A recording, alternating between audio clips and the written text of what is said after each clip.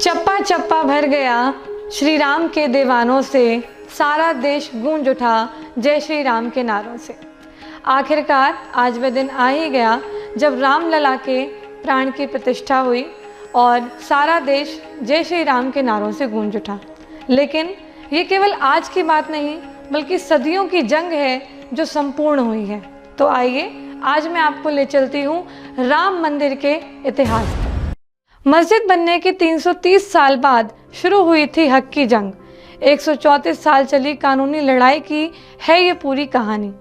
भगवान राम की नगरी अयोध्या में 22 जनवरी को श्री राम मंदिर में राम लला की प्राण प्रतिष्ठा संपूर्ण हुई। मंदिर के उद्घाटन के साथ ही अयोध्या में बना राम मंदिर भारत समेत दुनिया भर में फैले हिंदुओं के लिए आस्था का बड़ा केंद्र बनकर उभरेगा।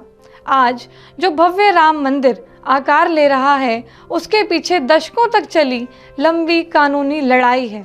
अयोध्या में राम मंदिर निर्माण का सफर काफ़ी चुनौतियों भरा रहा है। बाबरी विवाद, अदालतों में चली लंबी लड़ाई और फिर शीर्ष अदालत के फैसले के बाद मंदिर का निर्माण शुरू हुआ। अंततः जाकर देशवासियों का 22 जनवरी को यह इंतज़ार खत्म हुआ। आइए अब आपको इतिहास में लेकर चलते हैं। किस्सा 1526 से शुरू होता है।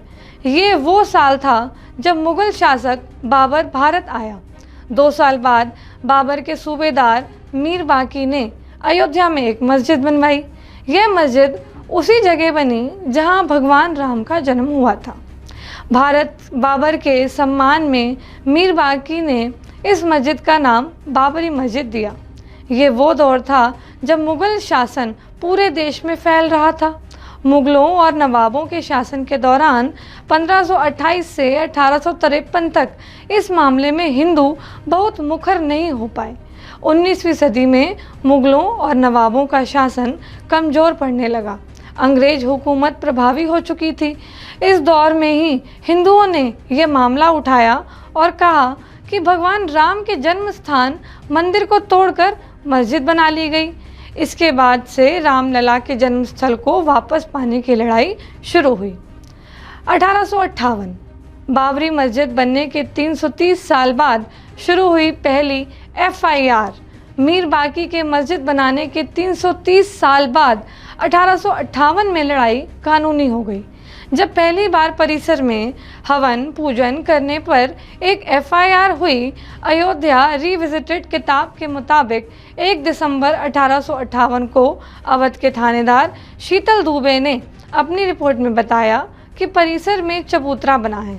ये पहला कानूनी दस्तावेज है जिसमें परिसर के अंदर राम के प्रतीक होने के प्रमाण हैं। इसके बाद तारों की एक बाड़ खड़ी कर विवादित भूमि के आंतरिक और बाहरी परिसर में मुस्लिमों और हिंदुओं को अलग अलग पूजा और नमाज की इजाज़त दे दी गई। 1885 अब अदालत पहुंची राम के लिए पक्के घर की बात। 1858 में हुई घटना के 27 साल बाद 1885 में राम जन्मभूमि के लिए लड़ाई अदालत पहुंची।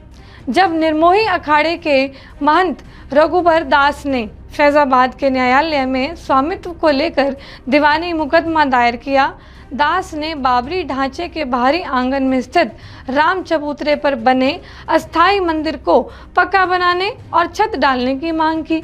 जज ने फैसला सुनाया कि वहां हिंदुओं को पूजा अर्चना करने का अधिकार है, लेकिन वह जिला अधिकारी के फैसले के खिलाफ मंदिर को पक्का बनाने और छत डालने की अनुमति नहीं दे सकते।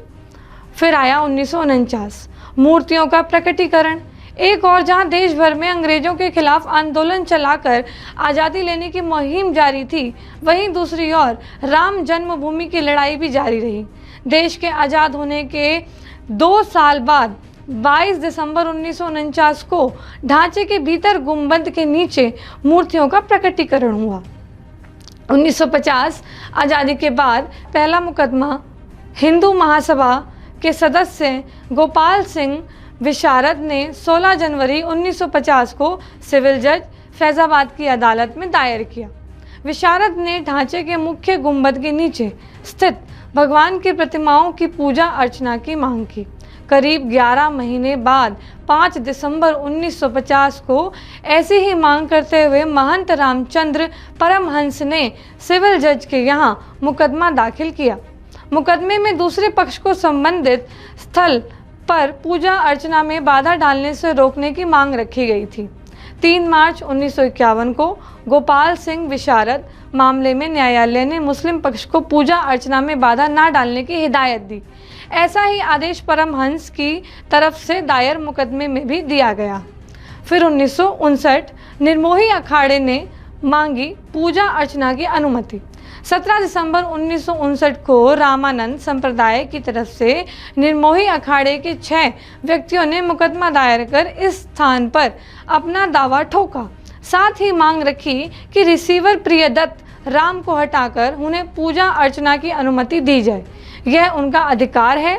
मुकदमों की कड़ी में एक और मुकदमा 18 दिसंबर 1961 को दर्ज किया गया। ये मुकदमा उत्तर प्रदेश के केंद्रीय सुन्नी वक्फ बोर्ड ने दायर किया। कहा कि यह जगह मुसलमानों की है, ढांचे को हिंदुओं से लेकर मुसलमान को दिया जाए, ढांचे के अंदर से मूर्तियां हटा दी जाएं। ये मामले न्यायालय में चलते रहे। फैसलों की बात करें उससे पहले रामकाज के लिए हुए कुछ और आंदोलनों की तरफ चलते हैं। 1982 हिंदू धर्म स्थलों की मुक्ति का अभियान। बात 1982 की है। ये वे साल था जब विश्व हिंदू परिषद ने राम, कृष्ण और शिव के स्थलों पर मस्जिदों के निर्माण को साजिश करार दिया और इनकी मुक्ति के लिए अभियान चलाने का ऐलान किया। 2 साल बाद 8 अप्रैल 1984 को दिल्ली में संत महात्माओं, हिंदू नेताओं ने अयोध्या के श्री राम जन्मभूमि स्थल की मुक्ति और ताला खुलवाने को आंदोलन का फैसला किया। बात आई 1986 में, परिसर का ताला खुला। मुकदमों की बात हुई है तो फिर से कानूनी लड़ाई की ओर चलते हैं और बात फैसलों की करते हैं। एक फैसला 1 फरवरी 1986 को आया जब फैजाबाद के जिला न्यायाधीश के.एम. पांडे ने स्थानीय अधिवक्ता उमेश पांडे की अर्जी पर इस स्थल का ताला खोलने का आदेश दे दिया। फैसले के खिलाफ इलाहाबाद उच्च न्यायालय की लखनऊ खंडपीठ में दायर अपील खारिज हो गई। 1989 राम जन्मभूमि पर मंदिर का शिलान्यास। जनवरी 1989 में प्रयाग में कुंभ मेले के दौरान मंदिर निर्माण के लिए गांव-गांव शिला पूजन कराने का फैसला हुआ। साथ ही 9 नवंबर 1989 को श्री राम जन्मभूमि स्थल पर मंदिर के शिलान्यास की घोषणा की गई। काफ़ी विवाद और खींचतान के बाद तत्कालीन प्रधानमंत्री राजीव गांधी ने शिलान्यास की इजाज़त दे दी। बिहार निवासी कामेश्वर चौपाल से शिलान्यास करवाया गया। 1990 की बात करें तो आडवाणी ने शुरू की रथ यात्रा आंदोलन को दी धार। 1990 के दशक में आंदोलन तेज हो रहा था। इस बीच सितंबर 1990 को लाल कृष्ण आडवाणी रथ यात्रा लेकर निकले। इस यात्रा ने राम जन्मभूमि आंदोलन को और धार दे दी। देश की राजनीति तेजी से बदल रही थी। आडवाणी गिरफ्तार हुए। गिरफ्तारी के साथ केंद्र में सत्ता परिवर्तन भी हुए। भाजपा के समर्थन से बनी जनता दल की सरकार गिर गई। कांग्रेस के समर्थन से चंद्रशेखर प्रधानमंत्री बने। ये सरकार भी ज़्यादा नहीं चली। नए सिरे से चुनाव हुए और एक बार फिर से केंद्र में कांग्रेस सत्ता में आई। इन सब के बीच आई वो ऐतिहासिक तारीख जिसका जिक्र किए बिना ये किस्सा नहीं पूरा हो सकता है। 1992 विवादित ढांचा गिरा, कल्याण सरकार बर्खास्त। तारीख थी 6 दिसंबर 1992। इस दिन अयोध्या पहुंचे हजारों कार सेवकों ने विवादित ढांचा गिरा दिया। इसकी जगह इसी दिन शाम को अस्थायी मंदिर बनाकर पूजा अर्चना शुरू कर दी गई।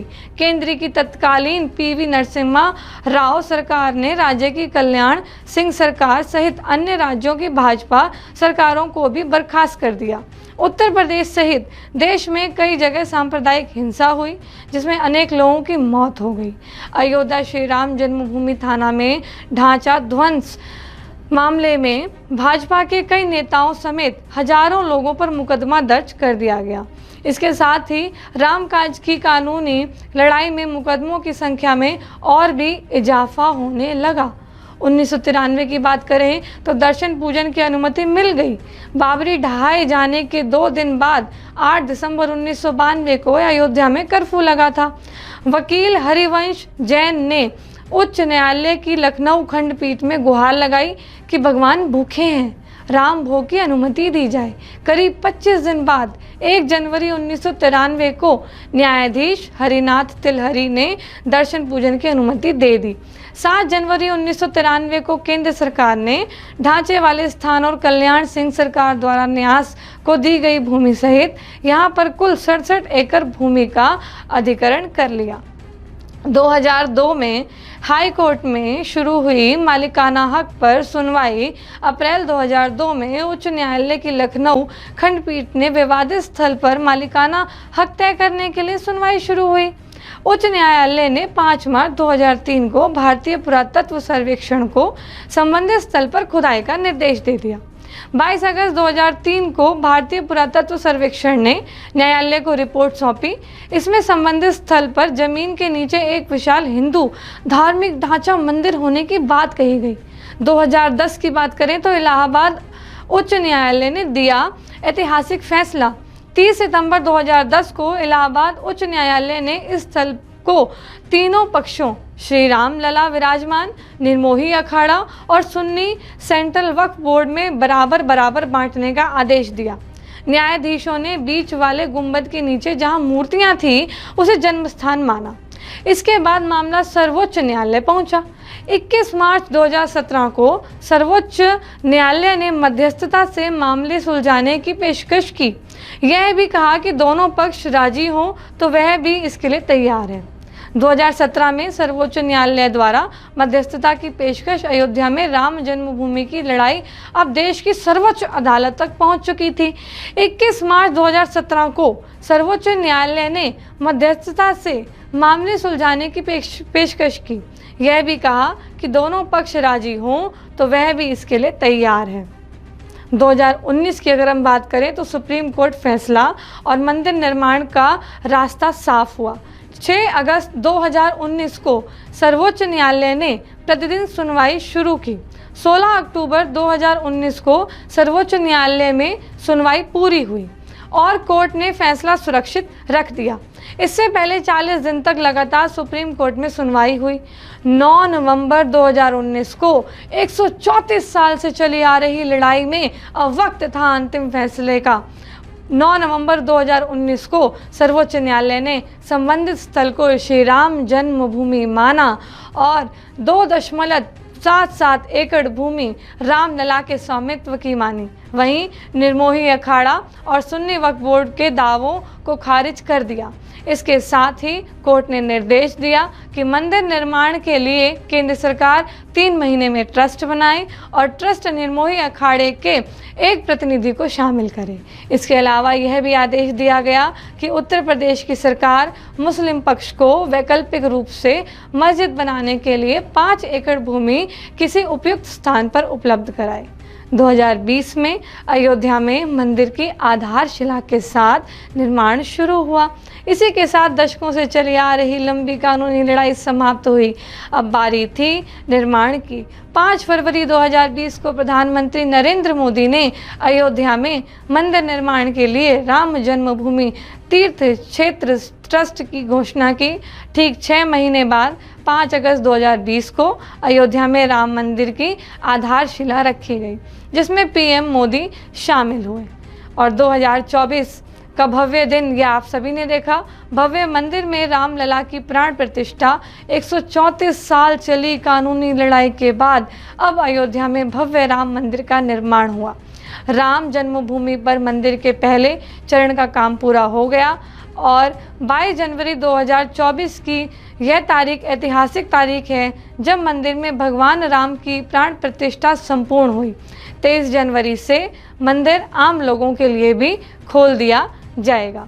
इसी के साथ संपूर्ण हुई राम मंदिर के लिए चली आ रही सदियों से हक की जंग, लड़ाई की जंग, जिसमें न्याय की जीत हुई, असत्य पर सत्य की जीत हुई और देश में सौहार्द का माहौल हमेशा के लिए बना रहा।